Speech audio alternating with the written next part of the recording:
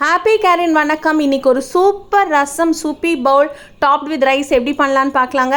தக்காளியை நல்லா அடுப்பில் சாஃப்டாக குக் பண்ணிவிட்டு அடுப்பை ஆஃப் பண்ணிவிட்டு அந்த சூட்லேயே மிளகு, சீரகம், வர கொத்தமல்லி, சின்ன வெங்காயம், மிளகா வத்தல், பச்சை மிளகா போட்டுட்டு ஒரு 15-20 நிமிஷம் விட்டுடுங்க. ரூம் டெம்பரேச்சருக்கு வந்ததுக்கப்புறம் ஒரு மிக்சி ஜாரில் இது எல்லாமே சேர்த்து நல்லா சாஃப்டாக நீங்கள் மிக்சியில் கிரைண்ட் பண்ணிக்கோங்க. இந்த கன்சிஸ்டன்சியில் இருக்கும். இதில் நீங்கள் ஒரு 2 கிளாஸ் ஆஃப் வாட்டர் மிக்ஸ் பண்ணி நல்லா கலந்து தனியாக எடுத்து வச்சுக்கோங்க. அடுப்பில் ஒரு கடாயை வச்சுட்டு நீங்கள் தாளிதம் சீசனிங்லாம் அதில் போட்டு நல்லா வறுத்துட்டு அதுக்கப்புறமா நீங்கள் ரெடி பண்ணி வச்சுருக்க ரசம் மிக்சர் இதோட ஆட் பண்ணி ஒரு கொதி வந்தோடனே அரிஞ்சு வச்சுருக்க கொத்தமல்லி இலைகளை இதோட சேர்த்திட்டு ஒரு பீஸ் ஆஃப் ஜாகரி வெல்லம் கொஞ்சம் சேர்த்திட்டு அப்புறமா ஒரு பவுலில் எடுத்து மாற்றிட்டு ஒரு நிறைய ரசமில் ஒரு 3 ஸ்பூன் ஆஃப் ரைஸ் ஆட் பண்ணி டாப் பண்ணி சூப்பராக ஒரு ரசம் சூப்பி பவுல் சந்தோஷமாக சாப்பிடுங்க. எப்படி இருக்குன்னு சொல்லுங்கள். நன்றி, வணக்கம்.